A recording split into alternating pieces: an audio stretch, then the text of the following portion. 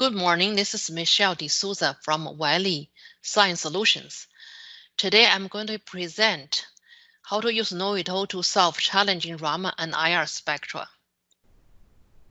We are going to briefly talk about what is KNOWITALL, and then we'll use demonstrations to demonstrate how to analyze real samples. The first example is going to be an unknown Raman spectrum analysis. It will use KNOWITALL ID export application and optimize corrections. The second example is analysis of unknown IR spectrum of complex mixture. It will use expertise level of spectrum analysis.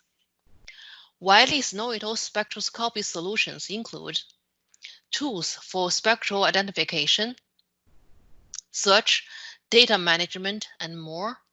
It has world's largest library of high-quality IR, MS, NMR, Raman, UV-Vis spectra.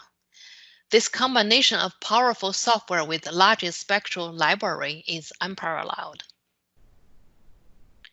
Okay, now I'm going to go to the KNOWITALL application. What you see here is the ID export interface.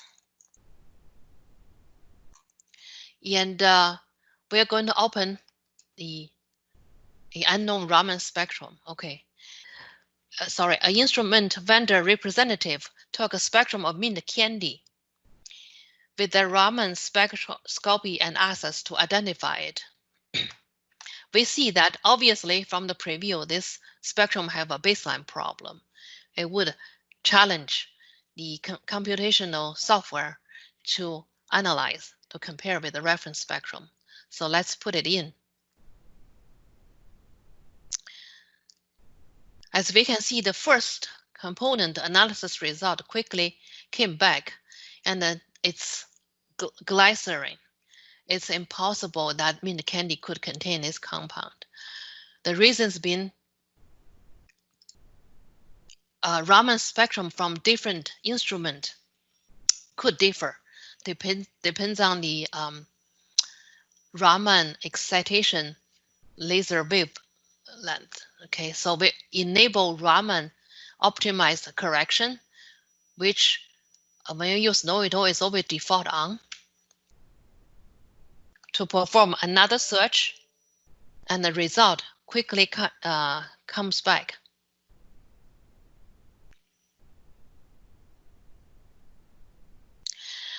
As you can see, we have a perfect hit here. Okay, 92.14 score, and the peak alignments are good.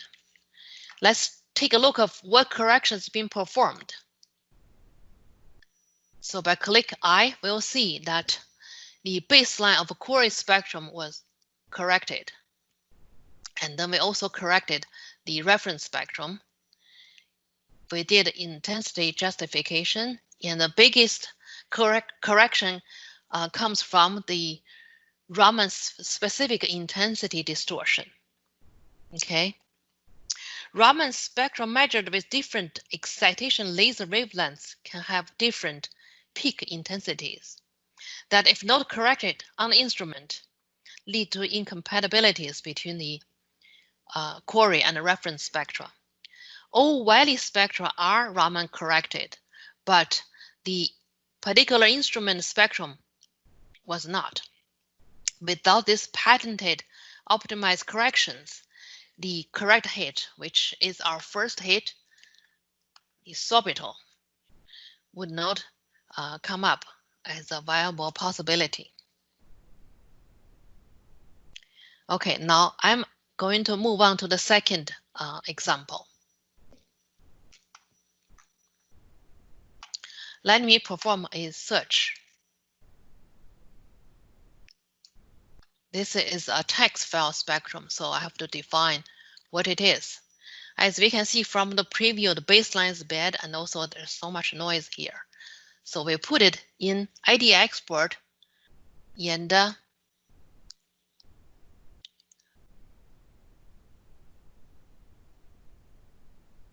we can see the result came back, but not good, right?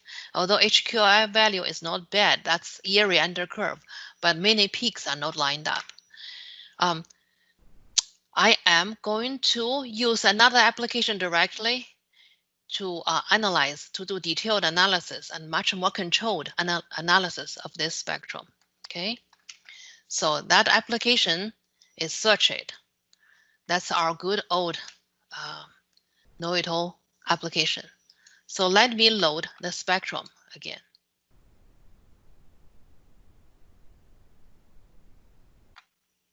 With the bad baseline, okay?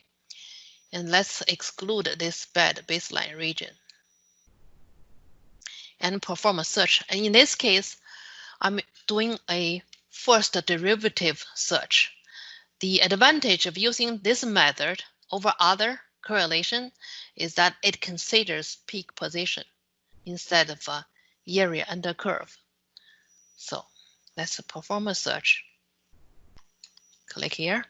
The search starts. All right. Now the hits are presented in my init application.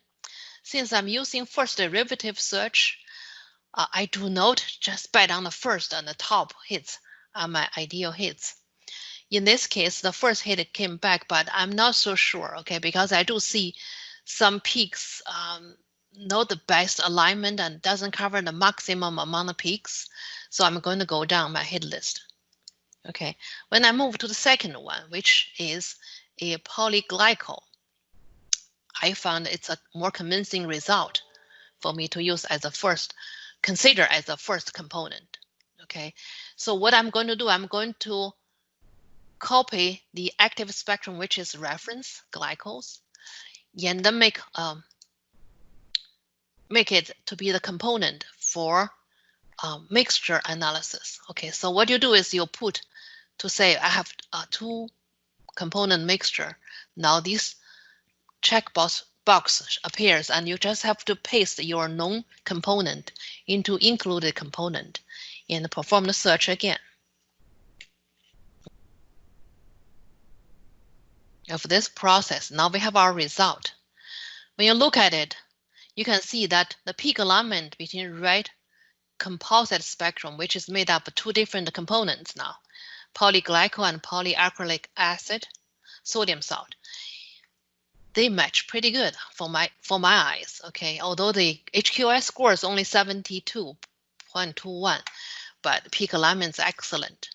Okay, and then we do notice this little peak was not covered or considered by the process. We'll address this peak later.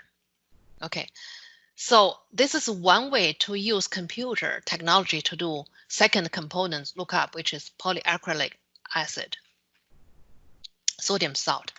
We can use our traditional way. If you remember, in old times, we don't have automatic mixture analysis. We'll look at our first hit, then we see that these two peaks are not covered. They're pretty major. We can just search for compound the compounds which have these peaks, right? So we do exactly that. Let's see if you can arrive to the same conclusion. Okay, so what I'll do is I'm going to switch to single component lookup, and I'm going to include the region of these two peaks just here. I'll perform a search. Okay, I prefer not to look at the predominantly these two peaks, so I'm going to do no auto scale and the entire region looking. Okay, so it's like this.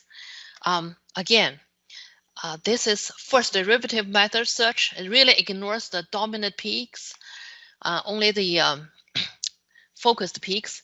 So the top hits are not necessarily what you're looking for. So you really need to go down the hit list. So what I'm going to do is go down to the hit list. And as soon as I move to the second one, I see it's still not ideal. Okay, because I don't want other dominant, a lot of more peaks showing up here, and I don't have peak there. So I'm moving down to the third. Now, I think I get the result because I have these two peaks covered and proportionally, and I don't have other peaks, which we call noises, to show up. Okay, so this is our second component, which is consistent with our automatic mixture analysis result. Okay, polyacrylic acid sodium salt. Okay, so we accomplished second component analysis using two different methods here. But we need every analysis. The result is mathematics. We need chemistry. So I looked online what kind of mixture people put together. Let me look at this screen. It's easier to look at and talk. Polyglycol and polyacrylic acid sodium salt. It turned out a lot of people are researching these two mixtures, especially the physical properties of them. And there is a US patent to say that the mixture of these two components is the main ingredient for detergent. So what we searched, found out makes sense. Okay, as you recall, in our first round analysis, we ignored the small peak here. Okay, I think it takes a long time for people to use search it or mixture analysis to identify this compound because it's too weak a signal here. So what I'll do is I go transfer it to another application called Analyze It, just to attempt to classify what type of compound we have here. That way, that conclusion would guide me to do more other method analysis for this weak minor ingredient. So what I do is I go down the list to see a type of compound have to show peak in this position as well, not to show peak in the wrong places. So let's going down. Eventually, I found it's possibly a ketone. So this is my live demo portion of this presentation.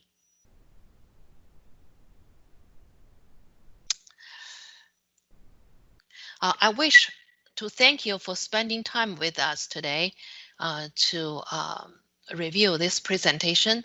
If you have any questions, please contact us at www.knowitall.com. Thank you so much.